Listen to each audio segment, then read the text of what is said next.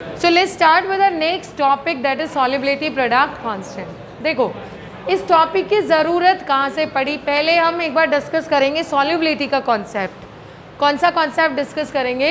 Solubility का. कि जब हम कोई चीज़ को किसी सॉल्वेंट में डिज़ोल्व करते हैं तो क्या होता है बेसिकली, पहले वो चीज़ समझेंगे, सॉल्वेशन समझेंगे, उसके बाद आगे बढ़ेंगे. तो देखो सॉल्युबिलिटी प्रोडक्ट पे पहुंचने से पहले हम डिस्कस करेंगे सॉल्युबिलिटी. आपका सॉल्युबिलिटी टॉपिक नहीं है बट सॉल्युबिलिटी प्रोडक्ट आपका टॉपिक है. सॉल्युबिलिटी क्या होती है? अगर किसी 100 ग्राम सॉल्वेंट में आप कोई सब्सटेंस डिज़ोल्व करते हो, कब तक डिज़ोल्व करोगे? जब तक उसका सैचुरेटेड सॉल्यूशन ना बन जाए एट अ गिवन टेम्परेचर. तो उसको क्या बोलेंगे? जितना अमाउंट डिज़ोल्व करता है उसको क्या बोलेंगे? सॉल्युबिलिटी. राइट. आपने ए सब्सटेंस को, लेट्स से ए कोई सब्सटेंस है, आपने उसको बी में डिज़ोल्व करना है, ये आपका सॉल्वेंट है. तो ये हो गया सॉल्यूट और ये क्या हो गया बेटा? सॉल्वेंट. राइट. तो सॉल्वेंट आपका कितना लिया आपने? 100 ml लिया, 100 ग्राम ही मिलते बेसिकली. 100 ग्राम आपने सॉल्वेंट लिया है और उसमें आपने सॉल्यूट डाला है. सॉल्यूट मान लो आपने x ग्राम डिज़ोल्व किया. x ग्राम डिज़ोल्व करने पे सपोज आपका बन चुका है सैचुरेटेड सॉल्यूशन. सैचुरेटेड सॉल्यूशन का मतलब क्या आप फर्दर डिज़ोल्व कर पाएंगे? बताइए. This can not be dissolve further, आगे तो नहीं डिज़ोल्व होगा. अब ये जो x ग्राम आपने डिज़ोल्व किया है, मान लो आपने टोटल सपोज इसमें से 10 ग्राम डिज़ोल्व हो गया. एक बार नंबर्स की टर्म में समझते हैं. मान लो आपने कोई सोल्यूट लिया है जो 10 ग्राम इसके अंदर डिज़ोल्व हो गया. अब 10 पे तो सैचुरेटेड नहीं बनेगा अगर 10 ग्राम डिज़ोल्व हुआ, तो इसका मतलब आपने कहीं ना कहीं 11 या 12 ग्राम ऐड किया है. 12 में से कितना ग्राम डिज़ोल्व हुआ है बेटा? 10 डिज़ोल्व हुआ है. तो 10 जो बोली जाएगी 100 ग्राम में, अगर 10 ग्राम डिज़ोल्व हुआ है तो इसकी सॉल्युबिलिटी क्या बोली जाएगी? 10 ग्राम, 10%. राइट. ये इसकी सॉल्युबिलिटी होगी. अगर मैं कहूँ आपने 50 ग्राम सॉल्वेंट लिया है, 50 ग्राम में 4 ग्राम डिज़ोल्व हो गया, तो सॉल्युबिलिटी क्या होगी बेटा? बताइए. सॉल्युबिलिटी क्या होगी? 50 ग्राम में कितना ग्राम डिज़ोल्व हुआ है और सॉल्युबिलिटी के लिए कितना ग्राम होना चाहिए? 100. भाई सॉल्युबिलिटी अब कितने ग्राम सॉल्वेंट पे निकालते हैं? पर 100 ग्राम. कि 100 ग्राम में कितना डिज़ोल्व होता है? 9th क्लास में आपने पढ़ी होंगी ये सारी चीज़ें बेटा. कि अगर हम बोलते हैं 100 ग्राम में 10 ग्राम डिज़ोल्व हुआ तो सॉल्युबिलिटी कितनी हो गई उसकी? 10. अगर हम बोलते हैं 50 ग्राम में 4 ग्राम डिज़ोल्व हुआ, सॉल्युबिलिटी कितनी होगी बेटा? 8%. राइट. 50 में 4 तो 100 में कितना आ गया? 8 आ गया. अब हर बार तो इतना सिंपल नहीं होता कि डबल किया, तो क्या करोगे आप? 4 डिवाइडेड बाई 50 इंटू 100 ऐसे कर देंगे हम लोग. तो अब आपका 80 आएगा आंसर. तो जब भी सॉल्युबिलिटी निकालते हैं तो हमेशा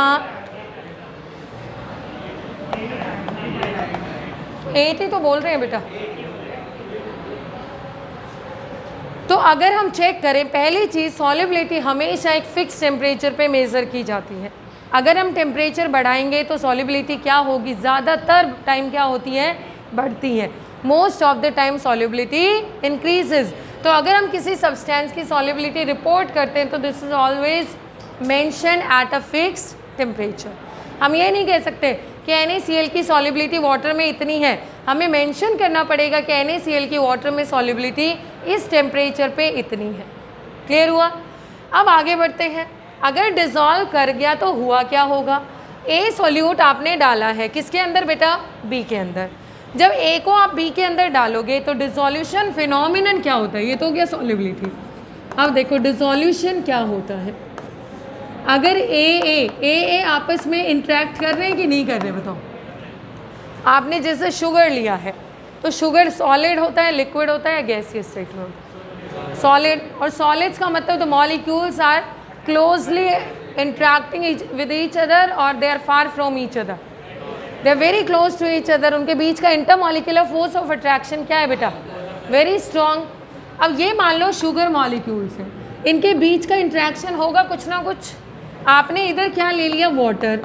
अब वाटर किस स्टेट में बेटा? लिक्विड. तो लिक्विड में भी कुछ ना कुछ तो इंटरेक्शन होगा उनका भी. अब अगर हम इनको मिक्स करते हैं तो मिक्स का होने का मतलब क्या है? कि वाटर 9th क्लास में आप लोग एक चीज़ पढ़ते हो कि इनके बीच में ये मॉलिक्यूल्स आ जाते हैं. ऐसा पढ़ते हो ना आप कुछ? तो बेसिकली होगा क्या, ए का इंट्रैक्शन टूटेगा और बी का भी इंट्रैक्शन क्या होगा, टूटेगा। और अब किसका इंट्रैक्शन शुरू होगा बेटा, ए बी का इंट्रैक्शन शुरू होगा, ऐसे ऐसे चलता रहेगा फर्दर।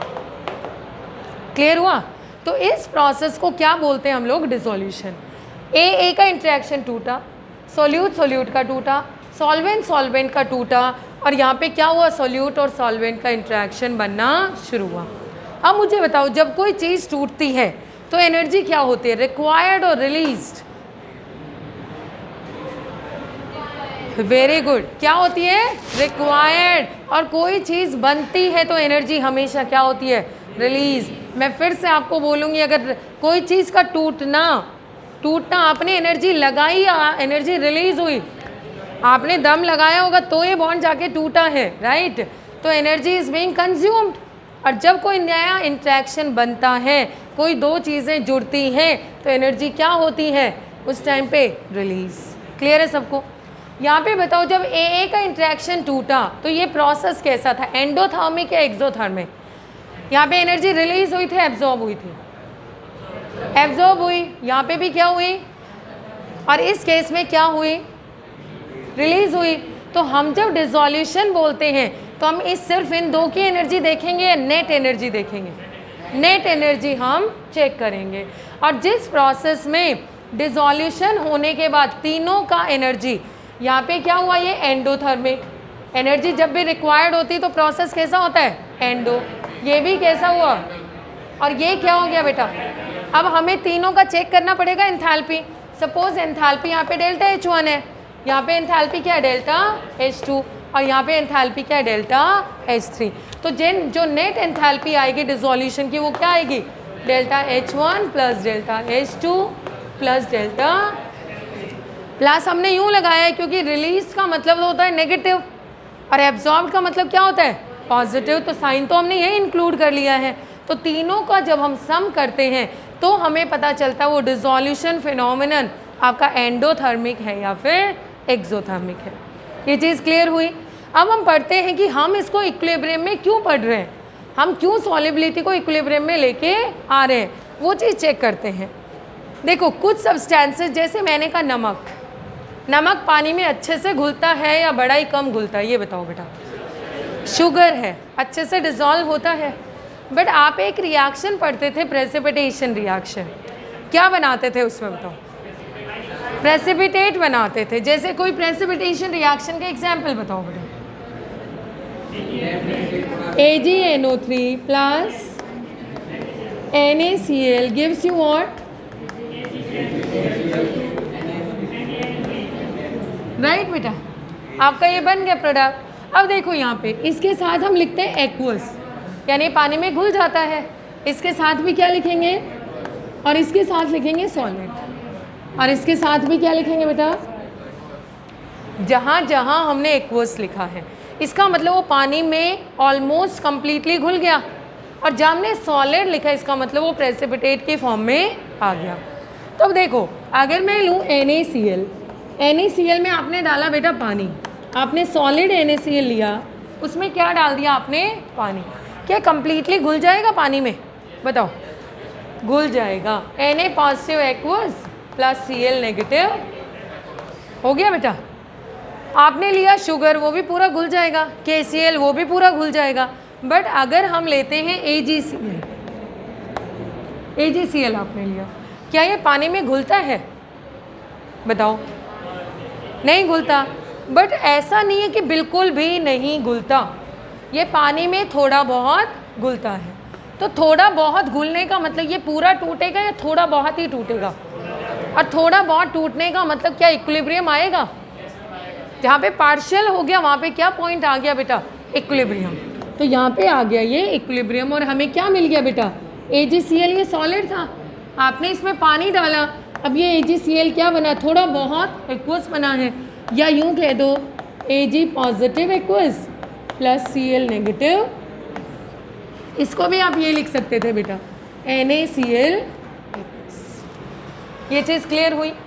अगर मान लो आपने 100 मॉलिक्यूल्स इसके लिए, तो 50-50 होके पूरा 100 का 100 घुल गया, तो आपने अगर इसका सैचुरेटेड सॉल्यूशन बनाना चाहोगे NaCl का, तो बड़ा कम अमाउंट NaCl में बन जाएगा, बहुत सारा NaCl लेना पड़ेगा सैचुरेटेड बनाने के लिए, बहुत सारा लेना पड़ेगा। क्यों लेना पड़ा? Because this is highly soluble in water, कह सकते हैं ना हम लोग, this is highly soluble in water.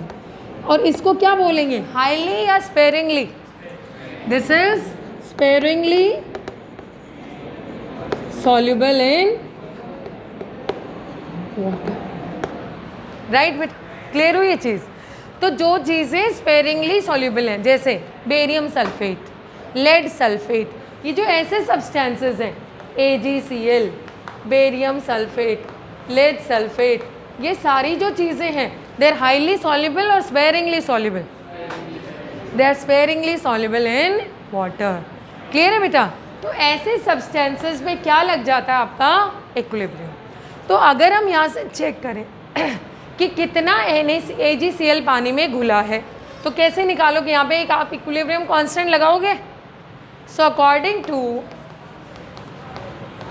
Chemical equilibrium law और लॉ ऑफ केमिकल इक्विलिब्रियम, क्या बनेगा यहाँ पे? K क्या लिखा जाएगा बेटा, बताइए? इस इक्वेशन में K क्या बनेगा?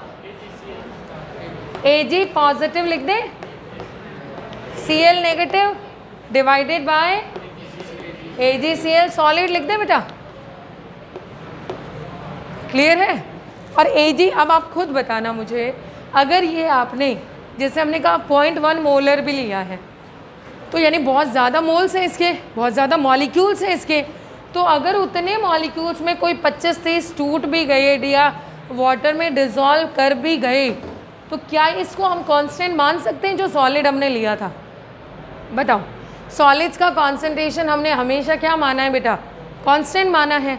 तो क्या इसको इधर ले जाके इसमें मिक्स कर दें, तो अपना जो K डैश यहाँ से आएगा वो क्या आएगा बताओ? Ag पॉजिटिव इंटू Cl, और ये जो K डैश आया है किसके डायरेक्टली प्रोपोर्शनल है? जो सिल्वर क्लोराइड पानी में घुला है या जो PPT की फॉर्म में बचा है, किसके डायरेक्टली है बताओ? ये किसके डायरेक्टली है? ये वो है जो PPT में है या वो है जो पानी में जा चुका है? Ag पॉजिटिव और Cl नेगेटिव, बताओ जो पानी में गया वो है या जो सॉलिड बचा है वो है? इसका मतलब क्या हुआ? ये जो K डैश होगा इसकी सॉल्युबिलिटी के डायरेक्टली हुआ या इन्वर्सली? डायरेक्टली हुआ। और इस K डैश को क्या नाम दिया गया बेटा? KSP, यानी कि सॉल्युबिलिटी प्रोडक्ट। क्लियर हुआ ये चीज़? KSP सॉल्युबिलिटी प्रोडक्ट है जो कि किसके इक्वल हो गया? जो भी आपके प्रोडक्ट साइड में जो आयंस हैं उनकी कॉन्सेंट्रेशन, अगर मान लो यहाँ पे नंबर 2 होता, सपोज 1 या 2 कोई कोएफिशिएंट होता, तो वो पावर बन जाता है इसकी। लॉ ऑफ केमिकल इक्विलिब्रियम में हम लिखते हैं ना, हमेशा यहाँ कोएफिशिएंट को क्या बना देते हैं? इसकी पावर बना देते हैं। तो ये जो आपका KSP आया है, what is this? This is solubility product. अब जितना ज़्यादा KSP उतनी सॉल्युबिलिटी ज़्यादा या कम? बताओ। वेरी गुड, उतनी ही ज़्यादा। भाई KSP किसके डायरेक्टली प्रोपोर्शनल है? जो AgCl सॉलिड की फॉर्म में बचा है या जो पानी में घुला है? और पानी में जितना घुलेगा उतनी सॉल्युबिलिटी ज़्यादा या कम? ज़्यादा। तो जितना ज़्यादा पानी में घुलेगा उतनी ज़्यादा सॉल्युबिलिटी, उतना ज़्यादा KSP। तो इसका मतलब क्या हुआ? KSP या सॉल्युबिलिटी प्रोडक्ट कांस्टेंट भी बोलते हैं इसको, सिंपल सॉल्युबिलिटी प्रोडक्ट भी बोलेंगे, या फिर इसको सॉल्युबिलिटी प्रोडक्ट कांस्टेंट भी बोल सकते हैं। And KSP is directly proportional to solubility के। हमेशा KSP क्या होगा बेटा? डायरेक्टली। तो अगर A और B दो सॉलिड्स आपके पास हैं, सपोज A का सॉलिड KSP है आपका, यहाँ तक क्लियर हुआ सबको? KSP का एक्सप्रेशन लिख सकते हैं सारे बच्चे। अब suppose you are having 2 solids A and B। एक बहुत सिंपल क्वेश्चन, A और B दो सॉलिड्स हैं, A का KSP, इन दोनों के KSP की वैल्यूज गिवन है 1.8 इंटू 10⁻11, इसका KSP है 3.69 इंटू 10⁻14। किसकी सॉल्युबिलिटी ज़्यादा होगी बताओ बेटा? A की सॉल्युबिलिटी ज़्यादा होगी। क्लियर है बेटा? अगर दो सब्सटेंसेस का सॉलिबिलिटी प्रोडक्ट दिया हुआ है तो can you find out which one is more soluble in water? बता सकते हो कौन ज़्यादा सॉल्युबल होगा? तो यहाँ से ए ज़्यादा सॉल्युबल है किसके कंपैरिजन में? बी के कंपैरिजन में। सबको क्लियर हुआ ये? ऐसे अगर मान लो आपके पास ये गिवन है, एक सब्सटेंस ए बी गिवन है, एक सॉलिड है ए बी, ठीक है, इसका के एस पी गिवन है। क्या गिवन है बेटा? के एस पी। और मान लो यही वैल्यू है 1.8 इंटू 10⁻11, ठीक है। और आपसे क्वेश्चन क्या पूछा जाता है? What is the solubility of A B? A B की सॉलिबिलिटी क्या होगी? ऐसे क्वेश्चंस आप कैसे करेंगे? हमारे लिए यहाँ पे इम्पॉर्टेंट क्या है? एक तो सॉलिबिलिटी निकालना, के एस पी दिया हुआ है तो, एक के एस पी निकालना अगर सॉलिबिलिटी दी हुई है तो, एक के एस पी का एक्सप्रेशन लिखना अलग अलग केसेस में। क्लियर है? सॉलिड क्या है आपका बताओ? यहाँ पे सॉलिड क्या है इस क्वेश्चन में? AgCl है। क्या है आपका सॉलिड? AB है। This is the solid you are given with. क्या नाम है सॉलिड का? AB अगर पानी में घुलेगा, KSP देख के आप आइडिया लगा लोगे। KSP अगर हम नॉर्मली चेक करें तो उससे बहुत कम है 10⁻11। इसका मतलब ये हाईली सॉल्युबल हुआ या स्पेरिंगली सॉल्युबल हुआ? स्पेरिंगली सॉल्युबल है। AB अगर स्पेरिंगली सॉल्युबल है तो हमें क्या मिलेगा यहाँ से? जब वो आयनाइज कर जाएगा, A पॉजिटिव प्लस B, यही हुआ बेटा, A positive plus B negative. आगे वाला पार्ट पॉजिटिव का होता है, पीछे वाला नेगेटिव का। KSP का एक्सप्रेशन देखो, दिस इज KSP। अगर ये डिज़ोल्व कर जाता, अगर ये क्या कर जाता? डिज़ोल्व। जितना भी डिज़ोल्व करता है, मान लो हमने 100 ले लिए मॉलिक्यूल्स, 100 में से 1 मॉलिक्यूल डिज़ोल्व कर गया तो ये कितना बनेगा? और ये भी कितना बनेगा बेटा? और ये कितना बचेगा? तो क्या हम कह सकते हैं इसकी सॉल्युबिलिटी 1 है? क्या हम कह सकते हैं इसकी सॉल्युबिलिटी कितनी है बेटा? फिर से सुनना इस चीज़ को। अगर हमने ये 1000 या कितने भी मॉलिक्यूल्स लिए हैं, उसमें से 1 डिज़ोल्व कर गया तो ये 1 बना, तो ये भी कितना बना है? तो क्या हम कहेंगे कि सॉल्युबिलिटी 1 है उसकी? हमें इससे कोई मतलब नहीं रहा ना इसमें कितना बचा, हमारे लिए मतलब का क्या रहा है कि ये कितना बना, वही उसकी सॉल्युबिलिटी होगी। अब देखो, हमने कहा कि सपोज इसकी सॉल्युबिलिटी S है, सपोज इसकी सॉल्युबिलिटी कितनी है बेटा? S है। तो अब मुझे बताओ ये कितना बनेगा? लास्ट केस याद करो, ये 100 थे, ये 1 बना था, ये भी 1 बना था, सॉल्युबिलिटी कितनी थी? 1। जितना ये घुलेगा उतनी सॉल्युबिलिटी होगी।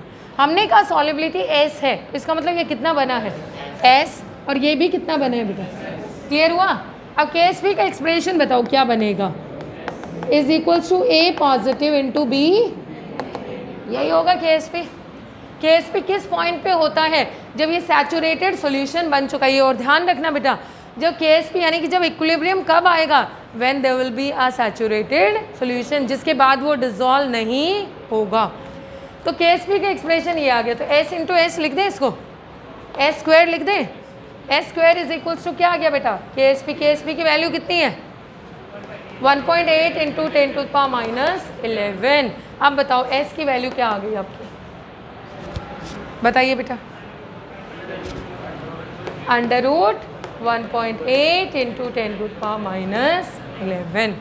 कर लेंगे ऐसे क्वेश्चंस? कर लेंगे बेटा सारे बच्चे ऐसे क्वेश्चंस? डन। चलिए, तो यहाँ से आप सॉल्युबिलिटी प्रोडक्ट अगर गिवन है तो सॉल्युबिलिटी बता सकते हैं। फाइन। अब मान लो सॉल्युबिलिटी प्रोडक्ट का एक्सप्रेशन लिखना बताइए आप। सपोज आपके पास सॉलिड गिवन है, किस फॉर्म में? AB2 की फॉर्म में। मान लो AB है, तो AB में आपने देखा KSP का एक्सप्रेशन क्या आया बेटा? S और S। तो KSP क्या आया? S square. क्या आया? S इंटू S यानी कि S स्क्वायर। सपोज करिए आपके पास सॉलिड है AB2 टाइप्स। क्या है बेटा? AB2। अब मुझे बताओ क्या मिलेंगे अगर डिसोशिएट करेगा तो? आपको 9th क्लास में जब फॉर्मूले लिखना सीखते हैं आप लोग, तो यूँ कहते हैं जो इसका चार्ज होता है वो इसका कोफिशिएंट होता है और जो इसका चार्ज होता है वो इसका कोफिशिएंट। ये 9th क्लास में पढ़ के आते हैं बेटा आप लोग। आप बताओ इसका कोफिशिएंट कितना है यहाँ पे? इसका मतलब इसका चार्ज कितना होगा? +2। तो हमें यहाँ से क्या मिलेगा? A2 प्लस प्लस बी कितने मिलेंगे, एक या दो? यहाँ से बी कितने मिलेंगे, चार्ज नहीं, कितने मिलेंगे, 2 मिलेंगे। और चार्ज कितना होगा, 1। इसका कोएफिशिएंट देखो, नंबर तो बी का यहाँ से पता चल गया इसके कोएफिशिएंट से, और चार्ज कहाँ से पता चलेगा, इसका कोएफिशिएंट। इसका कोएफिशिएंट कुछ भी नहीं यानी 1, तो इसका चार्ज कितना हो गया बेटा, क्लियर हुआ?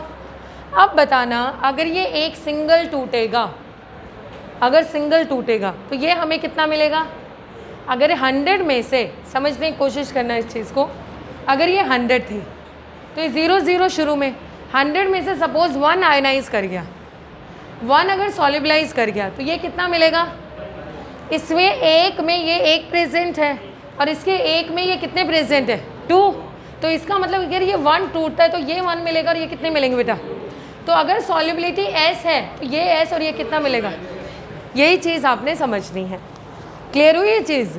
अगर आप सिंपल कभी कन्फ्यूजन हो ना तो ये चेक कर लेना, अगर ये एक टूटता है, एक अकेला, तो हमें ये कितना मिलेगा बेटा, 1, और ये कितना मिलेगा हमें, 2।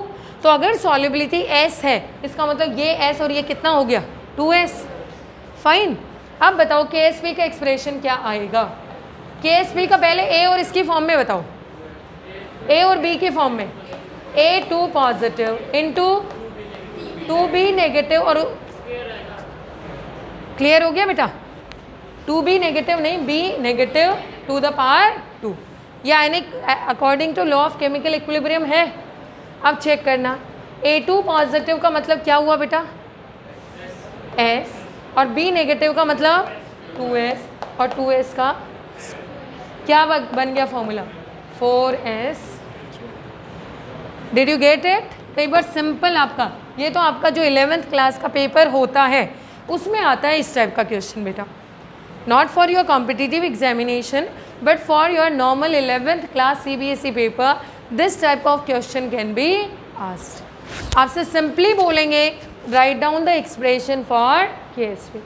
ये चीज़ सबको समझ में आई कि नहीं? अब आगे हम थोड़ा और कॉम्प्लिकेटेड पे चलेंगे। सबको क्लियर है? चलो अब मुझे इसका बता दो बेटा, अगर A2B है, A2B में एक्सप्रेशन क्या होगा बताइए, जल्दी से लिख के बताओ। A2B,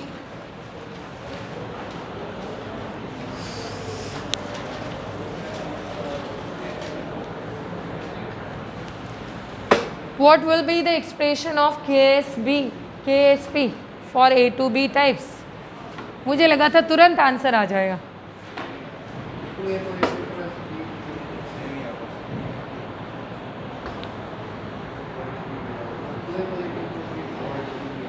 फाइनल एक्सप्रेशन बताओ बेटा।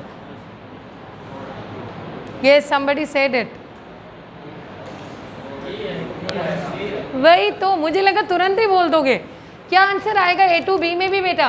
KSP is equals to 4S। अब अगर आप अपना टाइम बचाना चाहते हैं तो ये याद कर लेना, AB A स्क्वायर, AB2 क्या बन गया, AB अगर होगा तो KSP क्या होगा, S स्क्वायर, AB2 होगा तो 4S क्यूब, और A2B होगा तो भी। क्लियर है? ये डिस्कस करने की ज़रूरत है AB2 में कैसे आया 4S क्यूब, बेटा बताओ। पक्का क्लियर है? पूछूंगी फिर मैं। क्लियर है बेटा? चलो देखो अब मुझे बता दो आप जल्दी से, A2B3 का बताओ बेटा।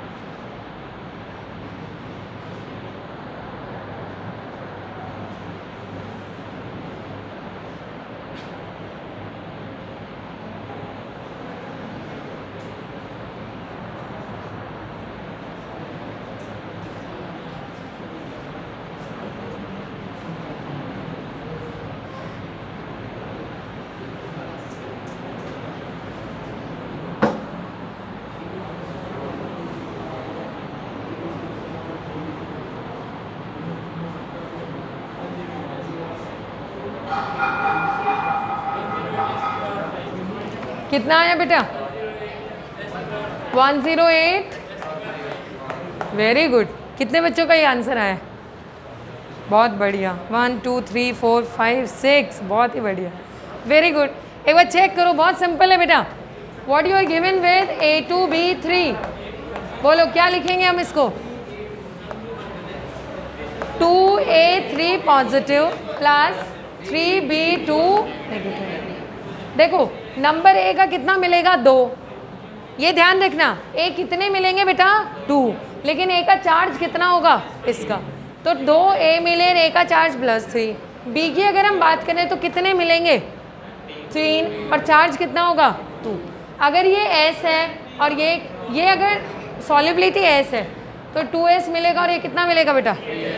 KSP क्या आएगा बताओ? A3 पॉजिटिव का स्क्वायर और B2 नेगेटिव का क्यूब। भाई इसका तो स्क्वायर होगा, इसका कोफिशिएंट, और इसका क्या होगा?